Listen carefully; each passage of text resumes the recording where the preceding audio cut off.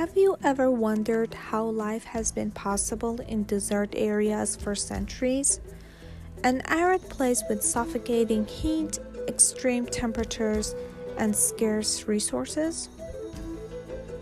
Iranians have managed to tame the hostile conditions of arid climate and extremely warm regions for thousands of years through construction of windcatchers as a sustainable air ventilation technique and artistic representation of their ingenuity in architectural designs. A windcatcher, wind tower, or as Persians call it, badgir, is an architectural element for creation of natural air conditioning in buildings in arid and extremely warm areas. From ancient Persians and Egyptians to Babylonians and Arabs, civilizations have strived to adapt their architecture to the harsh, hot climates of their environments by developing natural ventilation methods. There is an ongoing dispute between Iran and Egypt over the origin of the windcatchers. Paintings dating to around 1300 BC, discovered near modern-day Luxor, have led Egyptian archaeologists to believe the first windcatcher was developed in Egypt. Meanwhile, ruins of a Persian fire temple dating to 4000 BC feature numerous chimney-like structures, some of which have no trace of ashes, leading Iranian architects to propose that windcatchers originated in Iran. Anyhow, it was the Iranians who made the most of the versatile technology and excelled at building the world's most famous wind towers. Windcatchers are tall, chimney-like structures that protrude from the rooftops of older houses in many of Iran's desert cities. The Iranian city of Yazd is particularly famous for its stunning skyline, beautified by countless multi-directional windcatchers decorated with myriads of artistic designs. Every year, City of Yazd, the UNESCO World Heritage Site, also known as the City of Windcatchers, attracts hundreds of thousands of tourists who come to enjoy the charming view of the skyline and the traditional urban design of Yazd.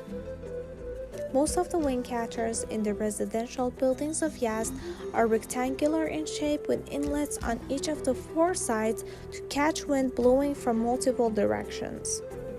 Depending on several factors such as geographical and climate conditions, architectural design, purpose of use, and budgetary considerations, windcatchers are built in different shapes, including unidirectional, bidirectional, and multi-directional shapes such as hexagonal and octagonal windcatchers.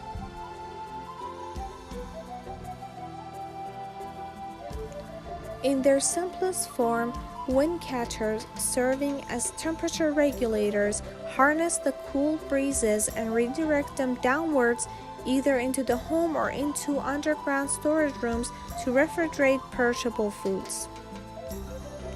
More scientifically, windcatchers can function in three ways. First, downward airflow due to direct wind entry. Second, upward airflow due to temperature gradient, wind-assisted temperature gradient. And third, upward airflow due to temperature gradient, solar-produced temperature gradient. Windcatchers working with downward airflow due to direct wind entry is essentially a tall, capped tower with one face open at the top. This open side faces the prevailing wind, thus catching it and brings it down the tower to the heart of the building to maintain airflow, thus cooling the building interior. It does not necessarily cool the air itself, but rather relies on the rate of airflow to provide a cooling effect. Windcatchers have been employed in this manner for thousands of years.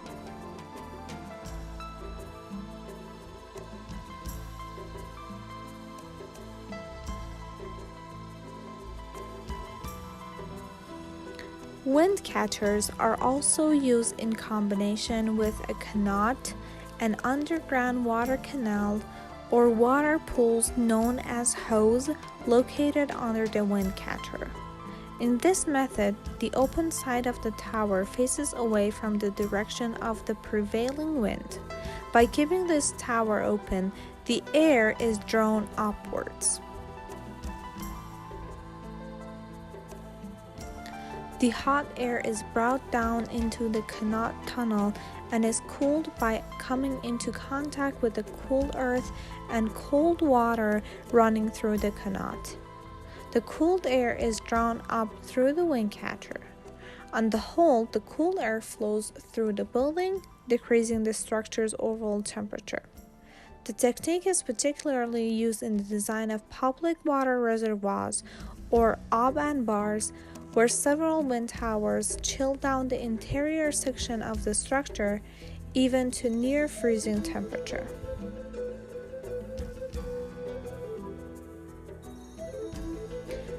In a windless environment or waterless house, a windcatcher functions as a solar chimney.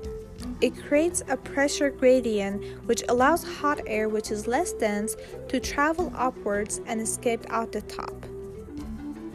Directing airflow upwards using wind-assisted or solar-produced temperature gradients has gained some ground in Western architecture, and there are several commercial products using the name Wincatcher.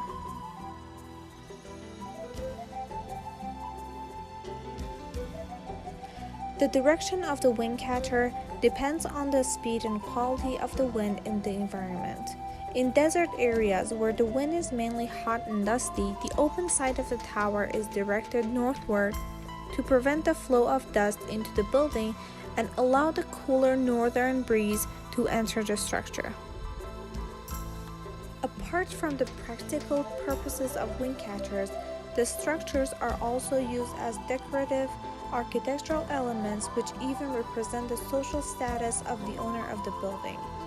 Elaborate brickworks, tileworks, and plaster artworks are used to give the windcatchers a more artistic shape. The Yazd city is also home to the world's tallest wind tower, located in the historic site of Dolat Abad Garden. The octagonal windcatcher is 33 meters or almost 108 feet high and includes unique decorative designs in its exterior and interior.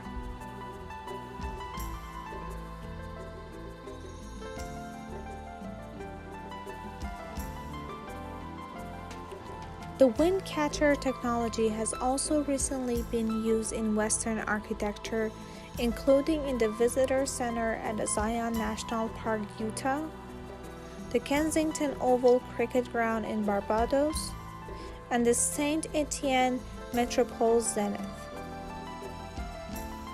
Even though each of these buildings have different forms, but the same simple rules of the windcatchers regulate their design, showing the potential of harvesting the wisdom in the engineering and expertise of our ancestors and employing them into our more sustainable structures.